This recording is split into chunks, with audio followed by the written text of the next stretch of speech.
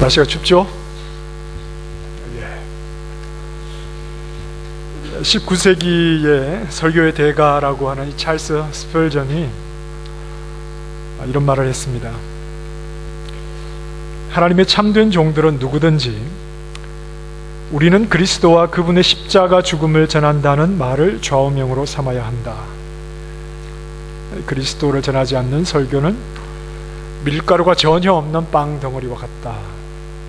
그렇습니다. 설교는 하나님의 말씀을 전하는 겁니다. 그러니 그리스도를 전할 수밖에 없습니다. 왜냐하면 그리스도가 곧 하나님의 말씀이기 때문에 그렇습니다. 그러니 그리스도 없는 설교란 있을 수가 없죠. 우리가 레위기를 시작하면서 레위기를 법으로 보지 말자, 법으로 보지 말고 복음으로 보자, 그렇게 말씀을 드렸습니다. 어떤 규율, 의무, 그리고 정죄 이렇게 보지 말고 예수 그리스도 안에서 우리는 레위기를 재해석해야 되는데, 예수 그리스도 안에서 레위기의 말씀을 봐야 하는데, 어떻게 레위기의 말씀이 우리에게 예수 그리스도 안에서 복음으로 다가오는가 하는 내용을 우리가 좀 생각을 해보자, 이렇게 말씀을 드렸었습니다. 자, 우리는 신약시대를 살아가는, 예수님 안에서 살아가는 우리는 레위기의 5가지 제사를 지내지 않습니다. 그리고 레위기에서 금한 음식을 우리는 먹습니다. 우리는 바베큐를 하면 꼭 삼겹살이 있어야 됩니다. 돼지고기는 가장 부정한 음식을 짐승을 대표하는 건데, 우리는 이 돼지고기에 삼겹살이 언제나 그립죠. 오늘 우리에게 레위기가 주는 의미는, 하나님께서 레위기 속에 숨겨놓으신 그리스도, 그 복음의 내용을 얼마나 많이 얻어내느냐 하는 것이 레위기를 통해서 우리가 생각해야 되는 그런 가장 중요한 부분입니다. 레위기를 가지고 그리스도를 말하는 것이 문제가 됩니까? 전혀 문제가 되지 않습니다. 레위기를 가지고 그리스도를 말하지 않는다면 그럼 뭘 말하느냐? 오히려 그렇게 되어야 되겠죠? 레위기는 하나님의 말씀이고, 하나님의 말씀 그리스도를 가리키고 있기 때문입니다. 부활하신 예수님께서 엠마오 마을로 내려가는 제자들, 2제자를 만나셨죠? 그때 성경에 보면 모세와 모든 선지자의 글로 시작하여 모든 성경에 쓴 바 자기에 관한 것을 자세히 설명하시니라. 모세라고 하는 것은 모세의 5가지, 모세 5경을 가리킵니다.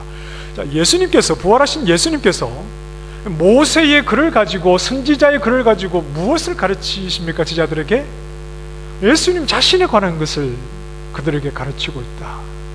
그 짧은 시간에 말입니다. 부활하신 예수님께서 길을 가는 제자들을 만나서 모세의 글을 통해서, 선지자를 통해서 모세의 글과 선지자가 무엇을 말하고 있는가 하는 것을 예수님께서 분명하게 말씀을 하시는 거죠. 그리고 그 후에 이제 나머지 제자들을 만나셨을 때, 너희에게 말한 바 곧 모세와 율법과 선지자의 글과 시편이 나를 가리켜 기록된 모든 것이 이루어져야 하리라 한 말이 이것이라 하고, 이에 그들의 마음을 열어 성경을 깨닫게 하셨다. 여기서 성경은 구약입니다. 이때는 신약이 없었으니까요. 구약의 말씀을 가지고 예수님은 모세의 글과 선지자들의 글과 시편과 모든 구약의 말씀을 가지고 예수님 자신에 대해서 가르쳐 주셨다. 왜냐하면 성경이 예수님을 말씀하고 있으니까. 모세의 글 안에 레위기도 당연히 포함이 되었겠죠. 그럼 레위기의 말씀을 가지고 예수님은 예수님을 가르쳐 주셨다는 겁니다.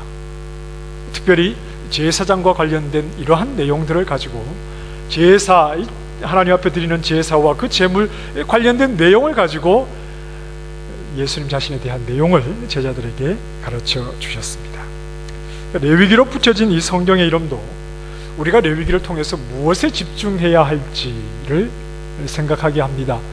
레위기는 레위인들에 대해서 말하는 것이 아니라, 레위인들은 하나님을 섬기기 위해서 특별하게 하나님께서 구별해 놓으신 그런 지파인데, 이 레위 지파 사람들은 대부분 제사장을 도와서 성전을 성막을 치고 또 성막을 옮기고 뭐 이런 일들을 하거나, 또 성전의 물건을 돌보고 또 사람들이 선을 넘어서 하나님 앞에 죄를 범하지 못하도록 지키고 하는 제사장을 돕는 일들을 레위인들이 합니다.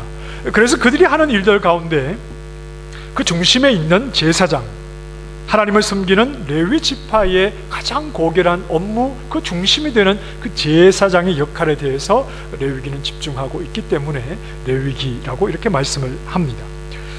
맨 처음 5가지 제사에 대해서 말씀하실 때도, 그럼 제사는 누가, 백성들이 하나님께 드리는 것 아닙니까? 그런데 맨 처음에 5가지 제사에 대해서 말씀하실 때 하나님이 5가지 제사를 어떻게 지내느냐 하는 것을 백성들에게 말씀하신 것으로 끝나지 않고 그 5가지 제사를 백성에게 말씀하신 이후에 누구에게 말씀하십니까? 제사장들에게 말씀을 합니다. 이 5가지 제사를 제사장들이 어떻게 수행을 해야 성공적인 제사가 되느냐, 제사의 성공은 제사장들에게 달려있는 겁니다.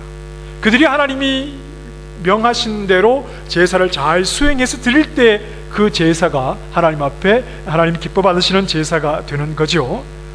거룩한 삶에 대해서도 말씀하시면서 백성들이 어떻게 살아야 하느냐에 대한 내용을 이제 앞서 18장, 19장, 20장에서 백성들에게만 말씀하시는 것이 아니라 오늘 우리가 읽은 21장, 22장에서는 제사장들에게 또 거룩을 말씀하십니다.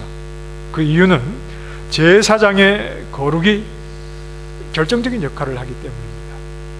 백성들, 하나님 백성의 거룩에 대한 결정적인 역할을 하는 사람들이 바로 제사장, 그리고 하나님 앞에 드리는 그 제사의 완성하는 자가 바로 제사장이기 때문에 제사장들에게 주목을 합니다. 제사장은 거룩하신 하나님과 거룩하지 못한 백성들 사이에 어떤 연결고리가 없죠. 거룩하신 하나님과 거룩하지 못한 백성, 빛과 어둠 사이에는 어떤 연결고리가 없지 않습니까? 생명과 사망 사이에는 어떤 연결고리가 없지 않습니까? 거룩하신 하나님과 거룩하지 못한 백성들 사이의 연결고리 역할을 하는데 바로 이것을 가리켜서 중보자, 이렇게 말을 합니다. 이 중보적인 역할을 합니다. 하나님께 백성들이 제물을 가지고 나와서 제사를 드리지만 중보자가 없이는 그 제사가 하나님이 받으시는 제사가 되지 못합니다. 하나님이 세우신 중보자, 그 제사장들을 통해서 하나님 앞에 나오지 않고서는 하나님께 나아갈 수 있는 방법이 전혀 없죠. 백성들은 거룩하지 못합니다. 그런데 하나님께서 제사장들도 동일한 백성이지만 그들 가운데 제사장을 구별하셔서 그들을 특별히 거룩하게 해 주시고, 거룩하지 못한 자가 거룩하신 하나님 앞에 나올 때 그들을 받아주시는 것은 백성을 대표한 거룩한 제사장, 그를 보시고 그 백성을 하나님께서 받아주시는 겁니다. 이스라엘의 제사장은 레위 지파 중에서 아론의 가문이 맞습니다. 이건 하나님이 명하신 겁니다. 하나님이 그를 세우신 겁니다. 백성들이 모여서 투표해서 뽑은 게 아니라 하나님께서 세우셨고, 대대로 아론의 후손들이 아론의 가문에서 제사장이 나와야 합니다. 이 말은 다른 사람이, 다른 가문의 사람이 아니면 사람의 방법으로 하나님과 백성 사이에 서게 되는 그 중보의 역할을 맡을 수가 없다. 다시 말해서 어떤 사람의 방법으로 거룩하신 하나님 앞으로 거룩하지 못한 백성들을 이끌어가는 이 중보의 역할을 할 수 있는 방법은 전혀 없다. 전혀 없다. 사람의 방법으로는 전혀 없고, 하나님께서 택하신, 하나님께서 세우신 그 아론과 그 후손들을 통해서만 하나님 앞에 나아갈 수 있는 길이 열리게 된다 하는 겁니다. 아론은 레위 지파 사람이죠. 그런데 아론에게는 동생이 있습니다. 아유, 아론의 동생까지 제가 어떻게 합니까? 아론의 동생이 누구죠? 모세죠. 모세는 어떤 지파죠? 아론은 레위 지파입니다. 그렇습니까? 예, 맞습니다. 예, 제가 말씀드리는 겁니다. 아론은 레위 지파입니다. 그럼 아론의 동생 모세는 어느 지파일까요? 네, 너무 쉬워서 대답을 안 하셨군요. 모세는 레위 지파입니다. 하나님께서 아론을 제사장으로 세우시기 전에 제사장 역할이, 중보적인 역할을 한 사람이 바로 누구였냐면 모세입니다. 시편 99편 6절에 보면 그의 제사장들 중에는, 하나님의 제사장들 중에는 모세와 아론이 있고 그랬습니다. 중보자 역할이 무엇인가를 한번 보자는 겁니다. 출애굽기 32장에 보면 금송아지 사건, 우리가 잘 알고 있습니다. 그렇죠? 이제 시내산에 와서 그들을 애굽에서 이끌어내신 하나님과 언약을 맺었습니다. 그리고 모세는 시내산 꼭대기로 하나님을 뵈러 올라갔고, 40여일 지나자 모세도 없고 하나님도 보이시지 않고, 그랬더니 이스라엘 백성들이 시내산 밑에서 뭘 만들었죠? 금송아지를 만들어 놓고 그 금송아지를 앞에서 춤추면서 이제 이 금송아지가 우리를 애굽에서 인도해낸 하나님이다 그랬죠. 이건 하나님 앞에 언약을 깨뜨린 거죠. 여호와 하나님만 섬기겠습니다라고 분명히 언약을 했는데, 그 언약을 맺고 불과 얼마 되지 않아서 이들은 엉뚱한 금송아지를 애굽에서 받겠죠. 금송아지를 만들어 놓고 그것으로 우리를 인도하는 인도자다, 이렇게 말을 하는 겁니다. 자, 언약을 깨뜨린 이스라엘에 대해서 하나님은 진노하셨습니다. 하나님의 진노는 회초리에 들어서 종아리 한 대 때리는 진노가 아니라, 하나님과의 언약은 무엇을 걸고 한 언약이었죠? 피를 걸었잖아요. 그러니까 하나님과의 언약을 깨뜨린 이들에게 하나님이 진노하셨다는 것은 그들을 죽이시겠다, 다 죽이시겠다는 겁니다. 다 죽이시겠다는 거죠. 출애굽기 32장 10절에 보니 이런 말씀이 있습니다. 그런즉 모세에게 하시는 말씀입니다. 내가 하는 대로 두라. 내가 그들에게 진노하여 그들을 진멸하고 너를 큰 나라가 되게 하리라 그랬습니다. 내가 그 진노해서 그들을 다 진멸하고 다 죽여버리고, 누구를요? 모세, 너를 큰 나라가 되게 하겠다, 이렇게 말씀을 하시는 겁니다. 언약을 깨뜨린 이스라엘 백성을 다 죽여 없애고 그들을 대신해서 중보자 모세를 새로운 나라로 삼겠다는 겁니다. 얼마든지 모세를 통해서 하나님은 새로운 나라를 만들어 내시겠다는 겁니다. 여기서 중보자 모세는 백성 전체를 대신하는 자리에 있습니다. 그렇지 않습니까? 저 범죄한 백성은 다 죽여버리고 중보자 너 한 사람, 너를 통해서 내가 큰 민족을 만들겠다, 하나님께서 이렇게 말씀하시는 것은 모세가, 중보자가 백성의 자리를 대신하고 있다 하는 겁니다. 중보자는 백성 전체를 대신하는 자입니다. 이게 중보자의 위치입니다. 거룩하지 못한 백성을 하나님은 제사장을 특별히 거룩하게 하셔서 그의 거룩을 보시고 그들을 받아주시는 거지요.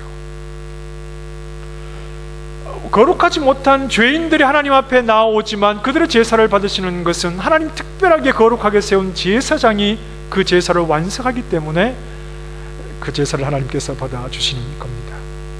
중보자의 위치는 그렇습니다. 백성 전체를 대신하고 백성 전체를 대신해서 하나님 앞에 서는 자가 중보자입니다.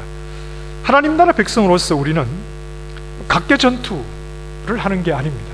각자 열심히 해서 각자 열심히 하나님 앞에 나아가자, 각자 열심히 살아서 나중에 천국에서 보자, 이런 것이 아닙니다. 우리에게는 우리를 책임지시는 분이 계시는데 바로 중보자이십니다. 우리가 하나님의 백성일 때 각자 알아서 해서 그렇게 하나님 앞에 나아가는 것이 아니라, 우리가 하나님의 백성일 때 우리 백성 전체를 대표하는 중보자가 계시다고요. 우리는 그 중보자와의 관계는 1:1의 관계입니다. 그냥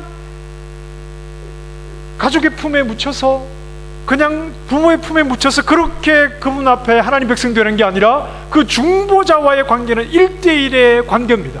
각자가 하나님 그 중보자이신 그분을 의지하게 됩니다. 그러나 우리 모두는 다 그분 안에서 하나님께 나아갈 뿐입니다. 중보자는 백성 전체를 대신하는 자요, 하나님의 백성 된 우리는 각자가 잘나서 하나님 앞에 서게 되는 것이 아니라 우리 전체를 대신하는 중보자가 계시기에 그 중보자와의 1:1의 관계 속에 있는 자들이 그 중보자를 통해서 하나님 앞에 나아가게 되는 겁니다. 자, 제가 청소를 합니다. 베큐밍을 하고 걸레질을 했습니다.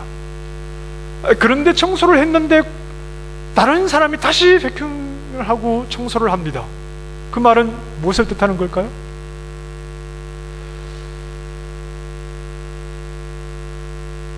네, 제가 질문을 한 것 같은데, 제가 방 청소를 합니다.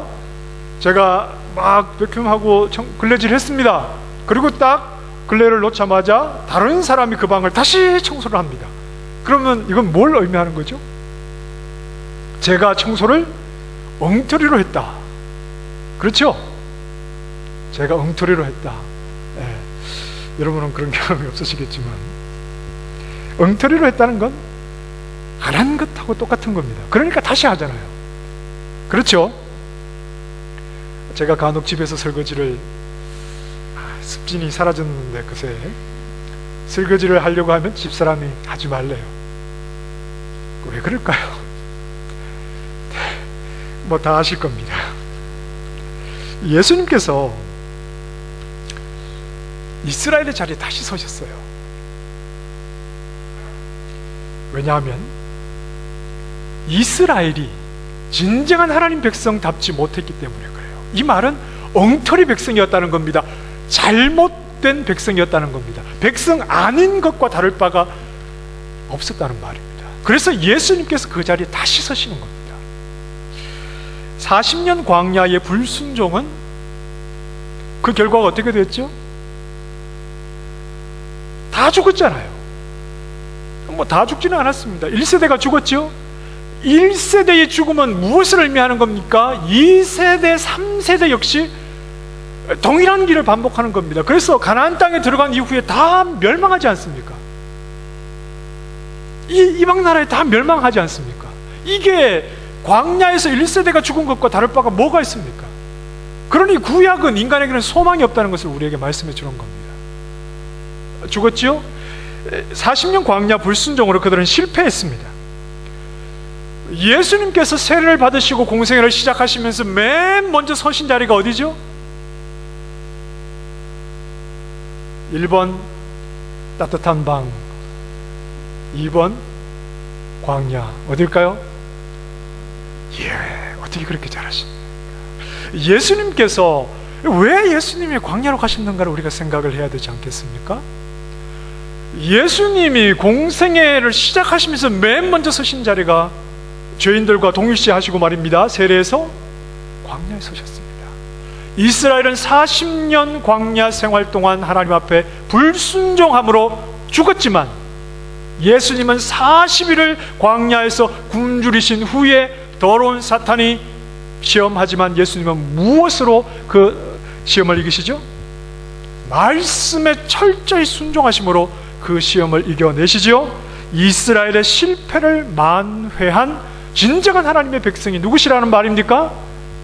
예수 그리스도. 우리는 이 말을 어렵게 이해해서는 안 됩니다. 왜냐하면 하나님이 만들어 놓으신 원래 구조가 한 중보자를 백성을 대체하는 자로 하나님이 만드셨기 때문에 그렇습니다.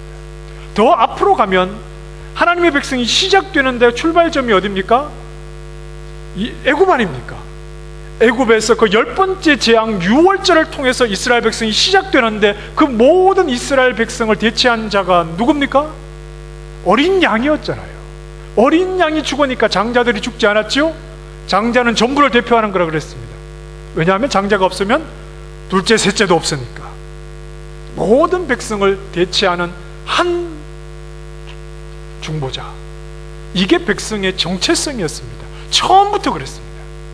이스라엘 백성이 처음으로 시작될 때 야곱의 가족이 들어갔다가 400년 뒤에 백성으로, 하나님 백성으로 출발할 때 처음 출발부터 백성은 한 중보자가 대체하는 이 구조를 하나님은 지금까지 앞으로도 계속 유지해 가시는 겁니다. 모세가 범죄한 이스라엘을 대신해서 중보자의 위치를 분명히 보여주었는데 모세가 보여주었던 진정한 중보자는 누구시죠? 예수님. 그래서 그 예수 그리스도께서 하나님의 백성된 오늘날의 교회 모든 우리를 대체하시고 우리는 그분을 의지해서 하나님 앞에 나아가게 된다. 그래서 예수를 믿으라고 하는 겁니다. 자, 왜 하나님께서 오늘 본문의 말씀에서 백성의 거룩을 말씀하신 뒤에 18장에서 20장에 21장, 22장 제사장의 거룩을 말씀하시는지 좀 이해가 되는 것 같습니다. 백성의 거룩을 완성하는 것은 중보자인 제사장의 거룩이 완성되어야만 백성의 거룩이 완성되기 때문입니다. 하나님이 보시기에 원하는 백성의 거룩은 제사장의 거룩으로 완성되는 거룩입니다. 자, 한번 본문을 보십시다. 레위기 21장에서 제사장을 어떻게 소개하는지를 한번 보십시다. 특별하게 소개를 하는데 두 가지로 소개를 합니다. 먼저 여러분 21장 6절 말씀을 한번 보십시다. 성경을 좀 보셔야 합니다.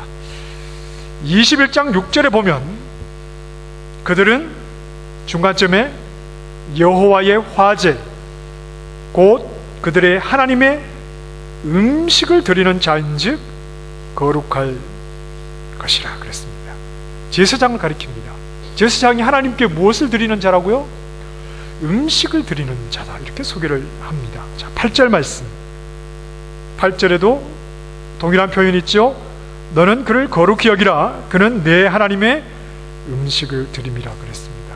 또 음식을 드린다는 동일한 표현이 더 나옵니다만, 하나님께 음식을 드린다는 말은 제사장이 하나님이 받으시는 제사를 올려드린다는 이런 의미입니다.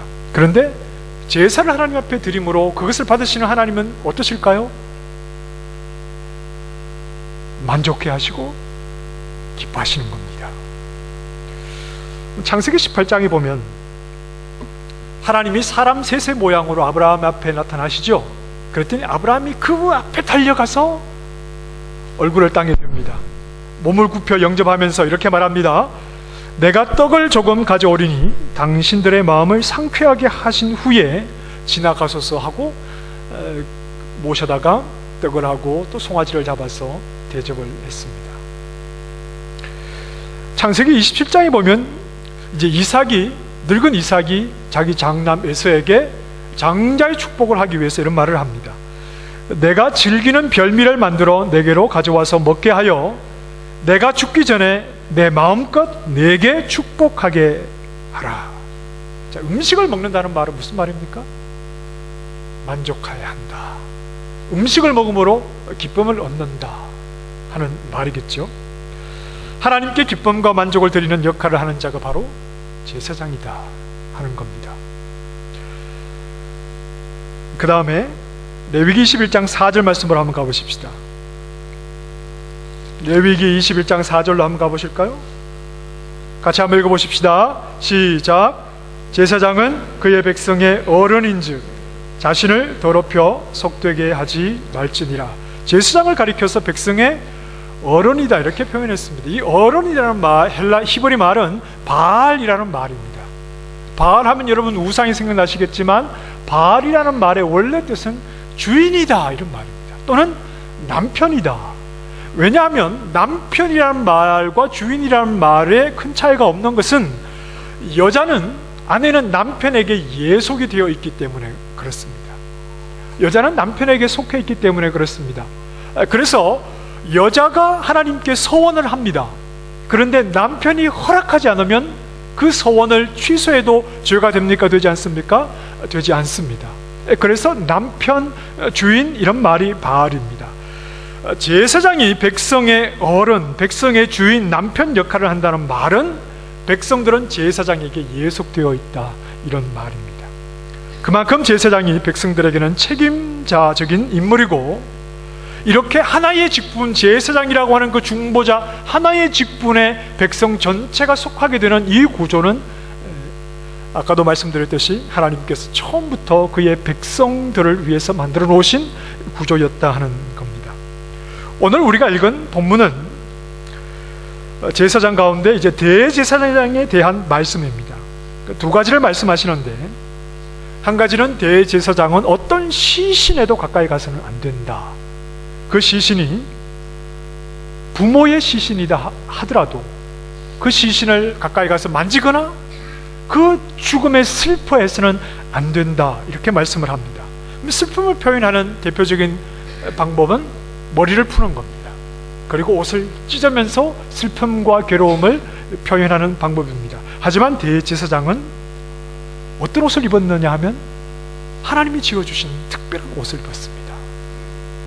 하나님을 섬기기 위해서 하나님께서 백성을 대표한 중보자로 세우시고 그에게 특별한 옷을 입혀주셨기 때문에 어떤 슬픔을 만든다고 해서 하나님이 세우신 그 중보자의 자리를 옷을 찢으며 그 자리를 벗어나서는 안 된다. 그리고 머리를 풀어서는 안 됩니다.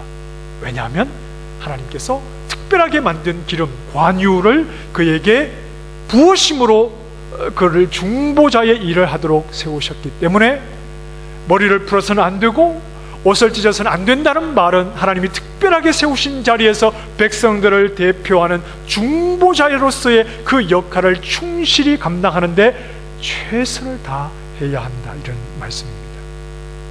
실제로 대제사장 아론은 두 아들이 여호와께 죄를 범해서 죽었을 때 하나님이 절대 슬퍼해서는 안 된다는 명령을 그에게 내리셨죠. 대제사장은 하나님을 섬기는 일, 그것보다 더 중요한 일, 더 우선되는 일도 없습니다. 대제사장은 중보자로 백성을 대치하는 역할을 하고 있기 때문에 이 대제사장이 하나님 앞에서 무가치하게 되면, 하나님을 섬기는 일을 이래서 흐트러지면 백성들에게는 소망이 없게 되는 겁니다. 대제사장 되신 예수님은 이렇게 가장 가치 있는 일에 자기 자신을 드리셨습니다. 예수님은 하나님을 섬기는 일에 온전히 순종하셨습니다. 죽기까지 순종하심으로 하나님을 섬기는 일에 자기 자신을 드리셨죠. 하나님의 뜻을 따르는 일에 자기 자신을 드리신 분입니다. 오직 예수님 외에는 어느 누구도 온전한 순종으로 하나님 앞에 자신을 드린 사람은 없습니다. 어느 누구도 온전한 순종으로 자기 자신을 하나님 앞에 드려 진정한 하나님의 백성의 자격을 얻은 사람은 없습니다. 여러분, 하나님 백성의 자격이 뭐라고 했습니까? 하나님 백성의 자격이 무엇이었죠? 첫자는 순자입니다. 뒷자는요? 종이겠죠? 하나님 백성의 자격은 순종입니다. 누가 온전한 순종을 이뤘습니까? 누구도, 몸을 입은 자 중에 누구도 온전한 순종을 이룬 자 없습니다. 예수님이 몸을 입고 온전히 순종하심으로 백성을 대체해서 그분이 하나님의 백성이 되셨다고요. 그래서 우리도 그분 안에서 하나님의 백성이 되는 겁니다. 오늘 우리의 순종은 예수님을 인정하는 순종입니다. 온전한 순종을 이루신 예수님이 나의 정체성이 되어서 그분이 내 안에 살아계신, 내가 사는 것이 아니라 예수 그리스도가 내 안에 살아계시니 우리의 순종은 온전한 순종을 이루신 예수 그리스도가 나의 정체성입니다. 더 이상 나를 나로 말하지 않고 이제 나는 예수 그리스도에게 연합되어서 온전한 순종을 이루신 예수님이 바로 제 안에 계시니 그 예수님이 저의 주인이십니다. 예수님의 온전한 순종과 예수님, 순종을 이루신 예수님이 나의 주인이신 것을 고백하는 의미에서의 순종이라는 말입니다.